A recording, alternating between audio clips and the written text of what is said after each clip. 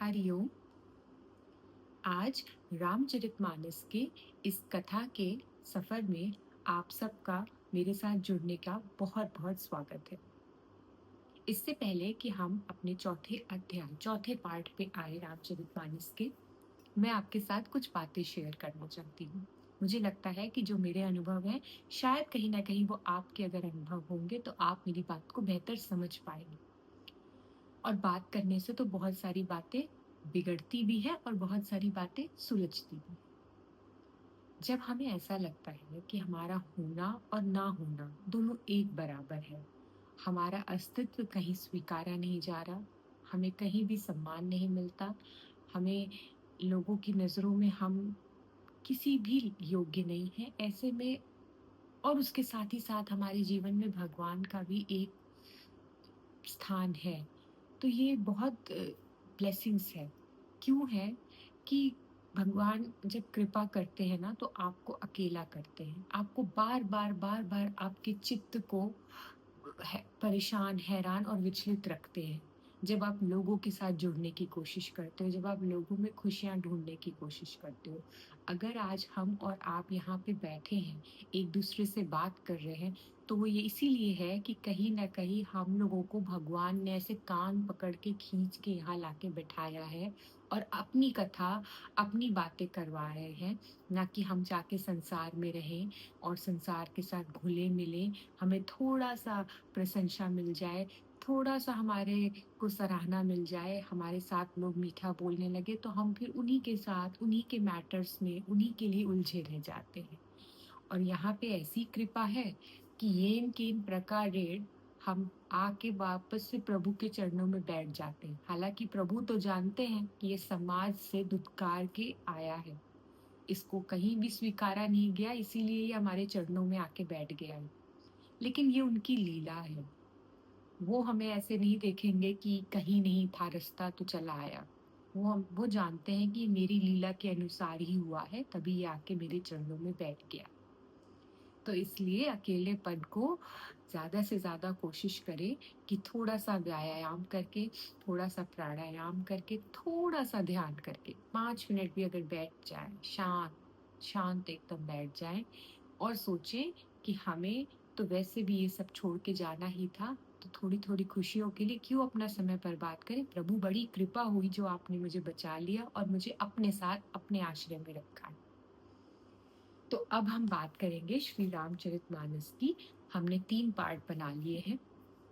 अब हम उसके आगे बढ़ते हैं कि तुलसीदास जी कहते हैं कि जितने भी इस ब्रह्मांड में, इस धरती पे जितने भी जीव हैं, चाहे वो जल में रहने वाले हों, चाहे वो जमीन पे रहने वाले हों, आकाश में विचरने वाले हों, जितने भी नाना प्रकार के जीव जंतु हैं, उनमें से जिसने भी जिस समय यत्न से बुद्धि, कीर्ति, सद्गति, ऐश्वर्य और भलाई पाई है, वो सब सत्संग का ही प्रभाव समझना चाहिए।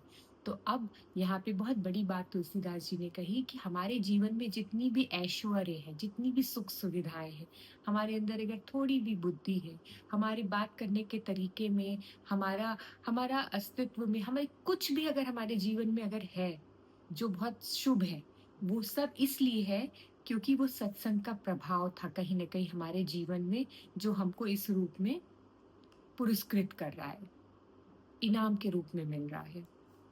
वेदों में और लोक में इनकी प्राप्ति का दूसरा कोई उपाय नहीं है। सत्संग के बिना विवेक नहीं होता और श्री राम जी की कृपा के बिना वह सत्संग सहज में नहीं मिलता।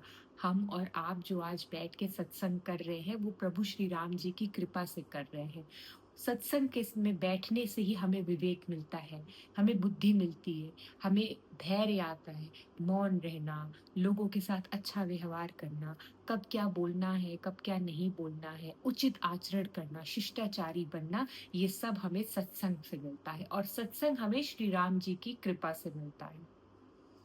सत्संगति आनंद और कल्याण की जड़ है। दुष्ट भी संगति पाकर सुधर जाते हैं।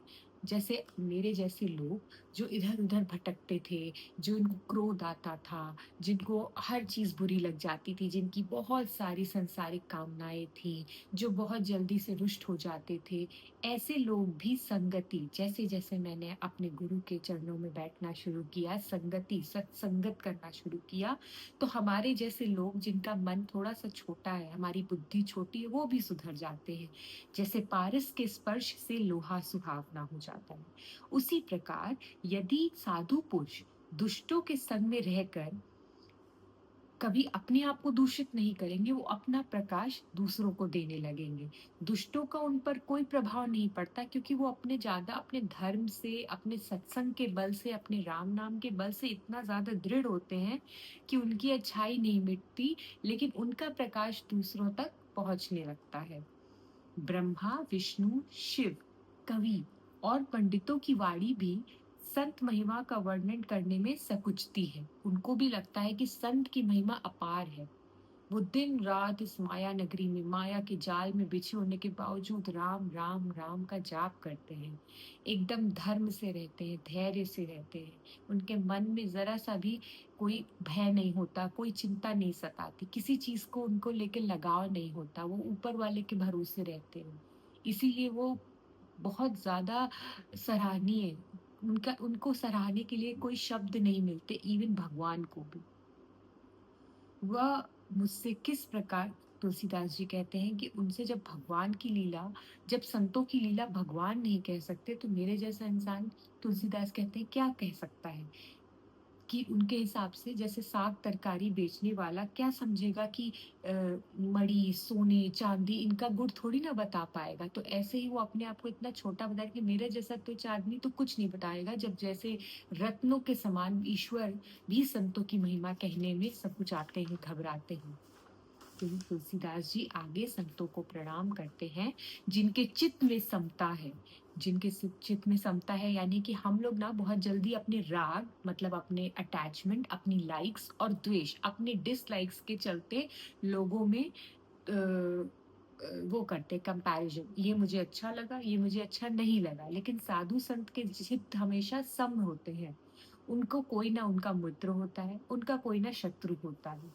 जैसे कि तुलसीदास जी कह रहे हैं कि हाथ में अगर कोई सुंदर सुगंधित फूल लो, तो हाथ महकने लगता है। वही हाथ फूलों को तोड़ा भी होता है, उस पेड़ को कष्ट भी पहुँचाया होता है, तब भी उसको सुगंध महसूस होती है। और वही फूल जो हाथ में उसको लिया हुआ है, उसको भेंट करने ईश्वर को जा रहा है, तो भी उसका हाथ सुगंधित होता है। ऐसे ही संतों का आचरण होता है।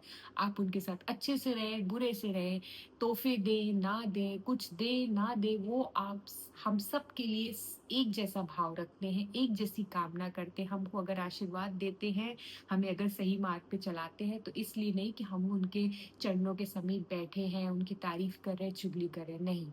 उनके मन में ये सारे भाव नहीं होते, वो हमेशा सबको एक समान समझते हैं। तो वैसे ही संत शत्रु और मित्र दोनों को समान रूप से ही उनका कल्याण करते हैं। तो आज की हमारी ये चौथा पाठ रामचरितमानस का यहीं खत्म होता है। आशा करती हूँ आप सब कुशल मंगल होंगे और कल मेरी इस रामचरितमानस को पढ़ने की यात्रा में मुझे सहयोग करेंगे और दोबारा मुझसे जुड़ेंगे। हरि ओम।